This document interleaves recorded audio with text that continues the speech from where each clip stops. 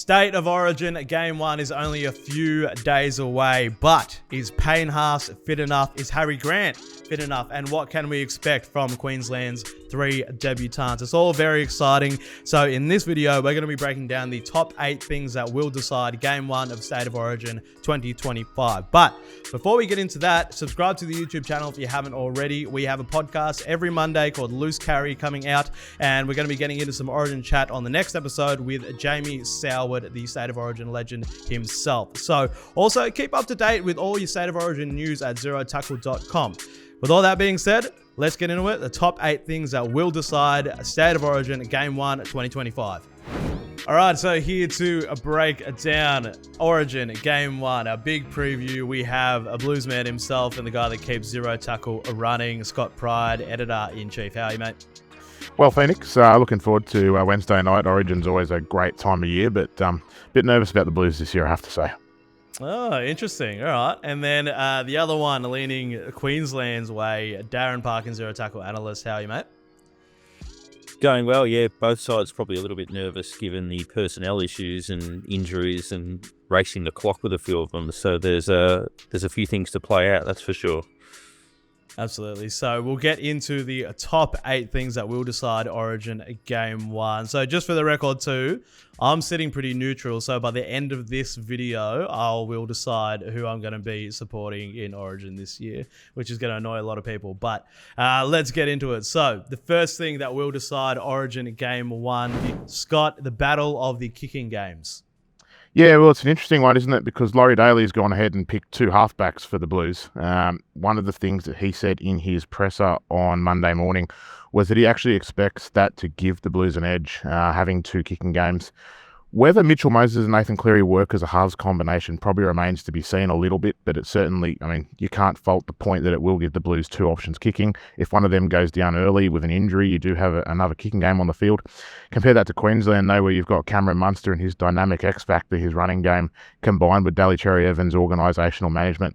It's going to be a real intriguing battle just to see whether that double kicking game of the Blues and 2 halves who predominantly play the same side of the field, how that compares, I guess, to Queensland. Yeah, I guess as you say, it's the double-edged thing where you've got 2 talented players, but it's a slight risk on the combination, but they're superstars, so you back that in and it gives you that versatility, and that's perhaps, if we look at the depth of the 2 sides, that New South Wales have a tiny bit more in terms of the options they have up their sleeve. So yeah, I think it's a smart decision, and one that I think gives them slightly more flexibility with confidence that the partnership actually works in the first place.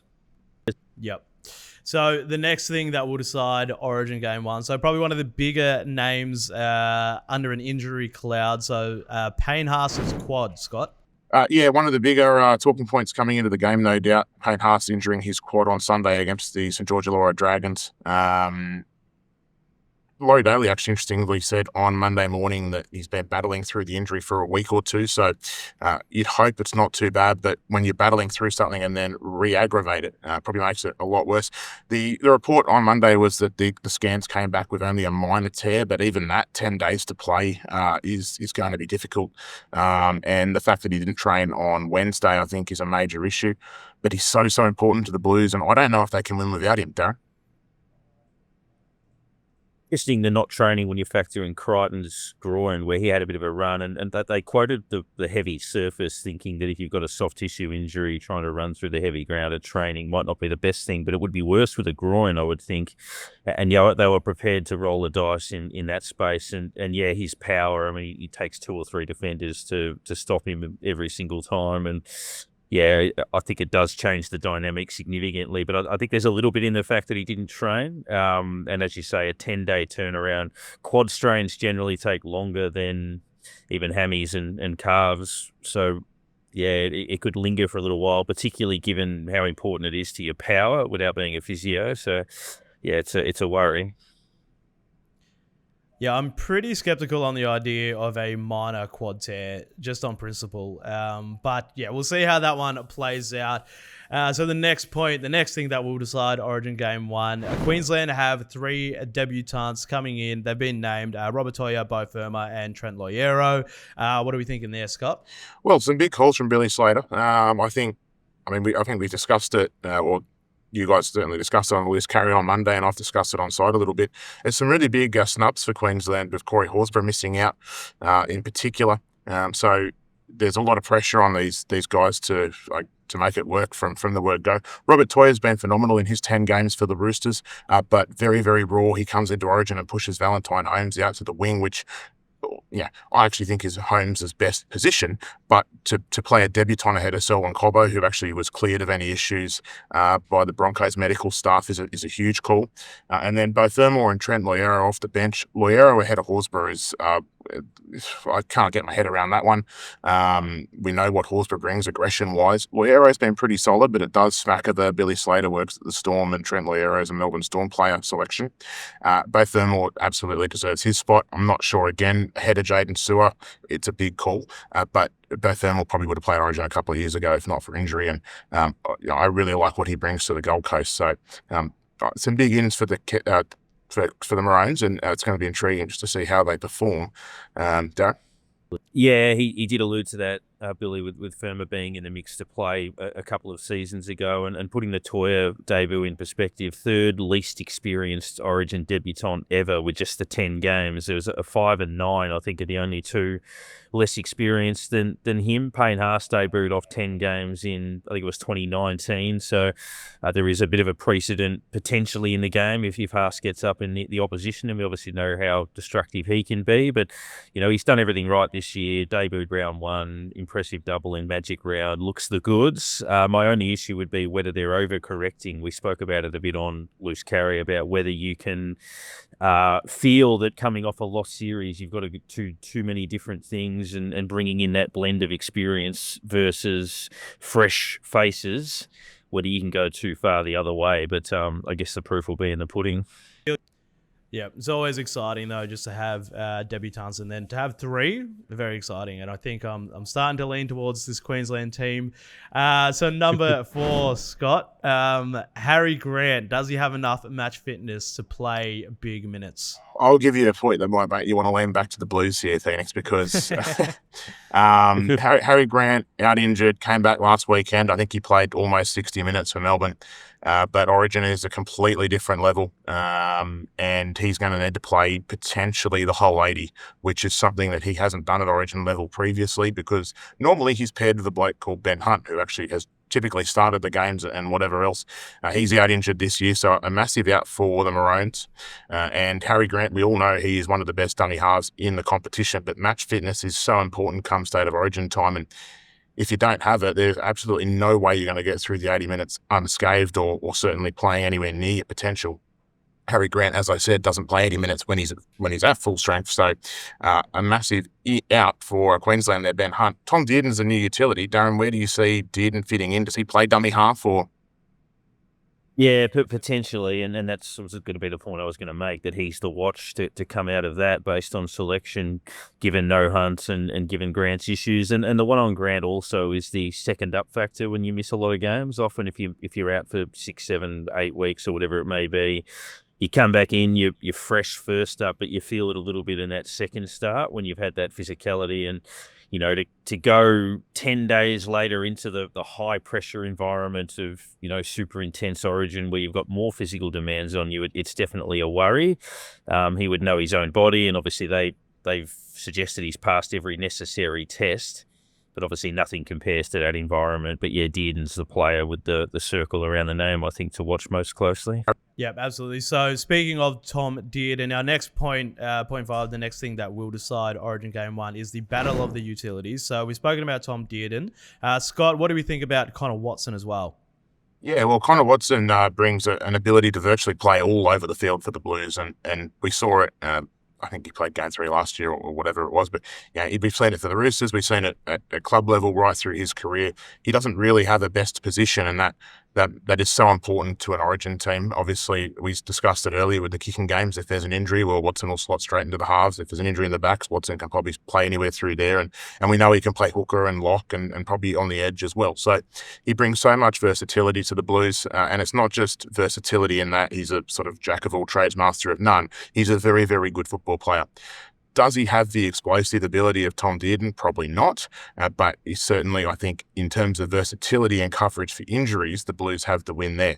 Where Tom Dearden slots in, and what Billy Slater sort of talked about, is he's going to play this roving role around the ruck. I think he will have to spend some time at dummy half as well, but for a half, he's a very strong defender, and he will certainly bring plenty in the way he runs the ball. But Darren, where do you see, I guess, Connor Watson fitting into the Blues plans? Because I think it's a little bit less certain than it was last year, just what role he plays. Yeah, I think that's not necessarily a bad thing for them. I think it comes down to necessity versus choice, where I kind of look at Dearden and think that, yes, they've got an ideal way that they want to use him, but they might be forced into certain scenarios that they didn't necessarily want in terms of at what stage of the game they pull the trigger. So I think Laurie gets that freedom at least to be able to assess things as they're unfolding and maybe pull the trigger where he needs to. Whereas, I think Queensland might lack that, I guess, that option if it's taken out of their hands as a result of players struggling due to lack of fitness and that type of thing. Yep, absolutely. So the next thing that will decide Origin game one, Scott, you're going to have to break this one down for me. So play the ball speed in the middle third. Yeah, we all know rugby league is a momentum-based game. You get on the front foot and you hold it there, and so much of that is generated by play the ball speed. And one thing the Blues are going to be missing this year is the fastest in the business at it, Cameron Murray.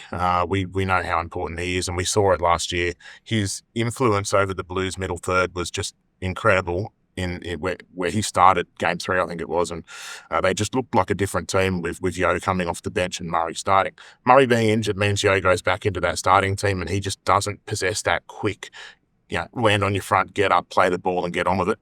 And I'm not sure the rest of the Blues forwards do either. So in terms of getting on the front foot, the Blues are going to have to find alternate methods of doing so. I think Queensland could win this battle. Blokes like Patrick Carrigan are very, very good at that. Tino Fasiloaui is also back from injury after missing last year's series. Tom Gilbert being out is a blow on that front for Queensland, but I think all in all, I think the Maroons probably have this battle in hand. So it's going to be down to the Blues to find new ways to go about it. Darren, whether you've got a different thought there or not. Statistically, last year, as you say, it was a major factor in terms of metres per set, an additional 4.5 for New South Wales on average, largely due to that pace and the amount of dynamism, for want of a better expression, that they had. And if that is a strength that's taken away, particularly early, Queensland, with some of their more blue-collar type options, might be able to limit New South Wales to a greater degree if you take some of that speed out of it. So, based on last year, it was a major statistical advantage in terms of pace, metres per set built off the back of that. So, that's a problem area that Queensland might be able to muscle their way in on. Yep. All right, coming to the towards the end now, but the 7th thing that will decide Origin game 1. Scott, you're going to have to explain this one to me as well. Running meters in the back 5. Phoenix will be a full-blown NRL fan by the end of this, knowing the game inside and out. A little bit like the last point. It's rugby league's a momentum game, and so much of that comes as well from your back 5 starting sets, getting your forwards back behind to play the ball quickly as you can.